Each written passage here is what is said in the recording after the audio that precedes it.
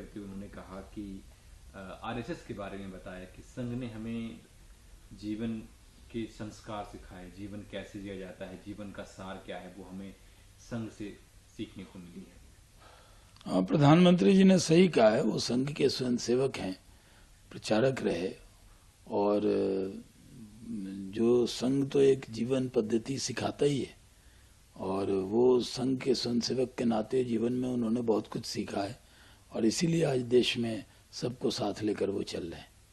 उन्होंने 2002 के गोद भी बात की, कैसे जो घटना हुई, हम बजट पेश करने वाले थे और हमें पता चला कि ऐसी घटनाएं हुई हैं। हालांकि उससे पहले भी बहुत सारी घटनाएं हुई हैं, लेकिन उसके बाद जो सेंट्रल में गवर्नमेंट थी, जिस तरीके से गुजरात सरकार को बदनाम करने की कोशिश की, उससे पहले लगभग 250 ऐसे दंगे हुए थे, ऐसी घटनाएं सामने आई थी। तो वो मानसिकता दिखाता है उस समय की सरकारों का।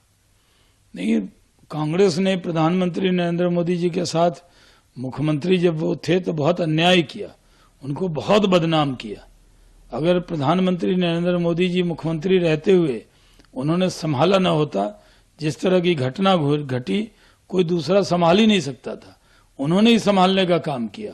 तो नरेंद्र मोदी जी को जिस तरह साजिश के तहत कांग्रेस ने बदनाम किया, पूरे इकोसिस्टम ने बदनाम किया, लेकिन क्योंकि वो न्याय और सत्य परेशान हो सकता है, पराजित नहीं हो सकता, तो वो परेशान हो जरूर किया कांग्रेस ने, लेकिन विजेता होकर नरेंद्र मोदी जी निकले, और पूरा देश जानता है कि उन्होंने गुजरात को संभालने का काम किया। जब वो गुजरात के मुख्यमंत्री के तौर पे काम करते थे तो वो सिर्फ 5 करोड़ गुजराती की चिंता करते थे। उनके लिए जात, धर्म, मजहब कुछ नहीं था। वो जो गुजराती है उसकी चिंता करना, गुजरात को आगे बढ़ाना, यही काम उन्होंने किया। पीएम मोदी ने पाकिस्तान के संबंध सुधारने के लिए भरसक प्रयास किया, लेकिन वो प्रयास विफल रहा। पाकिस्तान जो है वो आतंकवाद को एक्सपोर्ट करता है, वो आतंकवाद को फैलाता है। नहीं, पाकिस्तान से तो प्रधानमंत्री बनने के बाद ही नरेंद्र मोदी जी ने अच्छा रिश्ता बनाने की पूरी कोशिश की। वो खुद पाकिस्तान भी गए जी। उन्होंने नवाज शरीफ को अपने शपथ ग्रहण समारोह में भी बुलाया, लेकिन उसके बदले में पाकिस्तान ने क्या पड़ोसा? सिर्फ आतंकवाद। तो जब आतंक और रिश्ता दोनों एक साथ नहीं चल सकता, आतंकवाद से जब तक पाकिस्तान तौबा नहीं करेगा कोई रिश्ता भारत नहीं रखेगा। ये प्रधानमंत्री जी ने स्पष्ट संदेश दिया है।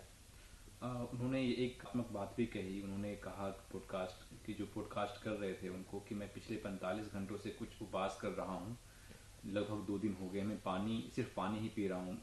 यह मैंने इसलिए किया ताकि मैं आपसे आध्यात्मिक रूप से बात कर सकूं। आध्यात्मिक व्यक्ति तो हैं प्रधानमंत्री जी, और अध्यात्म ही उनकी बड़ी ताकत है, और अध्यात्म के रास्ते पर चलकर ही वो देश को आगे बढ़ा रहे हैं। उनकी साधना, उनका अध्यात्म तो लोगों के लिए आदर्श है, लोग उनसे सीखते हैं। उन्होंने यह भी कहा कि मैंने अपना प्रथम किया था जब महात्मा गांधी की इच्छा के अनुसार पूरे देश ने गौरक्षा के लिए 1 दिन का उपवास रखा था।